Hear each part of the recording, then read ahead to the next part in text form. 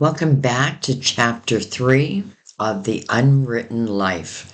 This is the story of Claire. Claire started at a crossroads, but I don't want to give too much away. But now she finds herself in her new life. So we are calling Chapter 3 The Quiet Light in the Bookstore. So days bled into a week, then two. Claire started to settle, finding a rhythm that was still foreign, but less terrifying.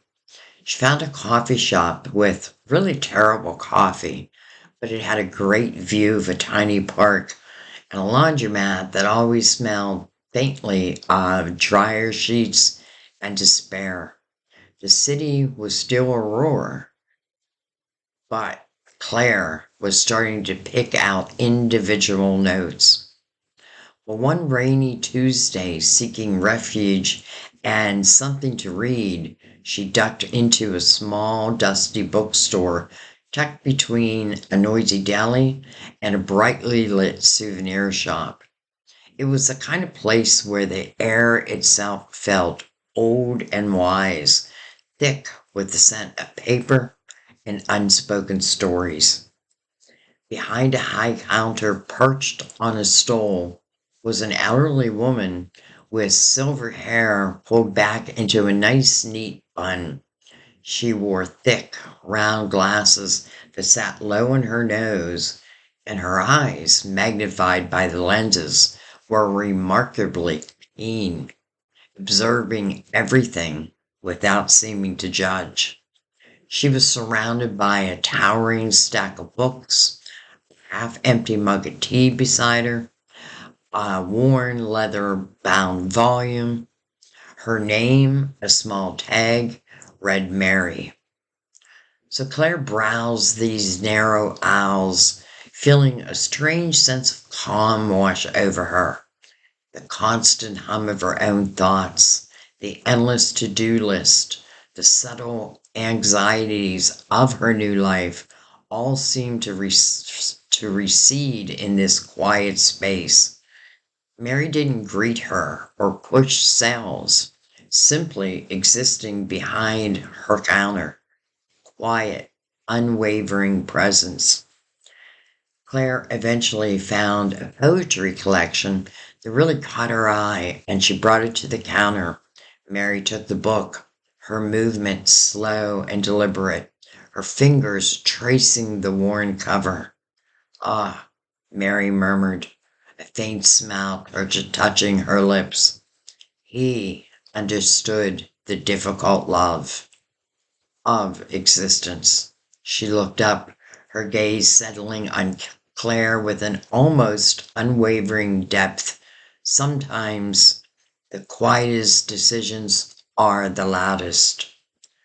Well, Claire found herself nodding, surprised by the sudden intimacy of the exchange. "Well, I'm trying to figure things out right now," she admitted, her voice softer than she intended. Well, Mary simply hummed, handing her the book. "The path isn't always clear from the beginning. Sometimes you just have to walk it, and the light comes when you need it." She gestured towards the back of the store. "There's a reading nook if you'd like. It's often overlooked, but it's where the best quiet can be found." So Claire retreated to the nook, a small alcove hidden between a curtain of heavy tapestries. She sat and read, but mostly she simply was. The silent presence of Mary, the humming turning of the pages, and from the front of the store, the soft rain tapping on the window panes. It was a moment of true introspection. There were no demands, no expectations, just space to think and feel. Mary wasn't giving advice, not really. She was just being a steady, unwavering point of light in the swirling chaos of the city and Claire's own mind. She was her hermit. guide, quiet, who didn't just tell her where to go, but showed her how to find a path within herself by simply holding a space for quiet, thoughtful reflection. As the rain subsided and a faint sunbeam pierced the dusty air, Claire closed her eyes, feeling a fragile yet profound sense of peace.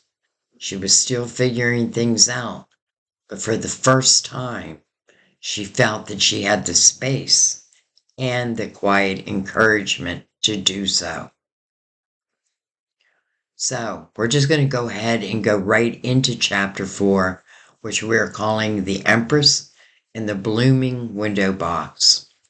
The quiet moments with Mary, the hermit, had given Claire a sense of grounding, a subtle hum of self-trust she hadn't felt in years.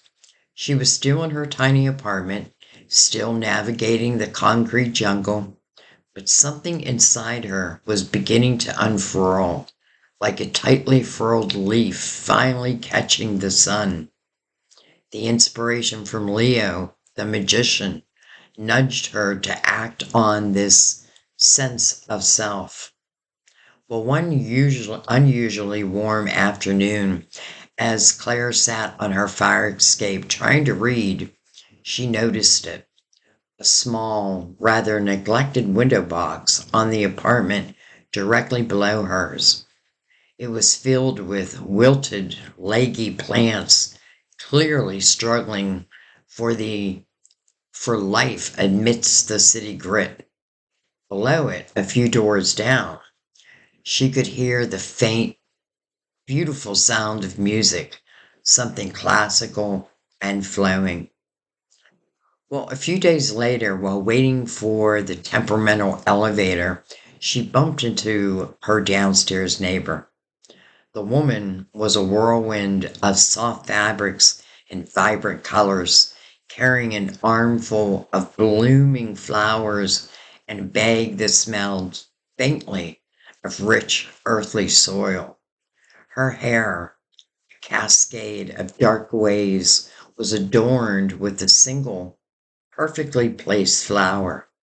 She moved with an effortless grace, radiating warmth and a deep, almost maternal energy.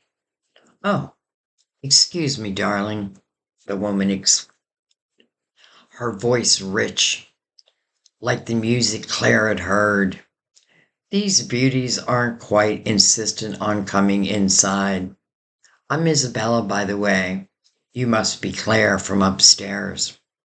I heard the splash the other week. Leo said you had quite the introduction to our little slice of heaven." Isabella's eyes, the color of warm honey, sparked with genuine amusement and an immediate disarming kindness. Claire found herself smiling, a real, unforced smile. "That was quite the introduction. Yes, Claire, nice to meet you." Isabella, without a moment's hesitation, gestured to the overflowing flowers. "These are from my window box. It's been looking so bad lately, hasn't it? A bit of life. That's what it needs. Even in this concrete jungle, everything deserves to bloom." She looked at Claire then, her gaze soft but direct. "And so do you, my dear." Well, over the next few weeks, Claire found herself drawn to Isabella's orbit.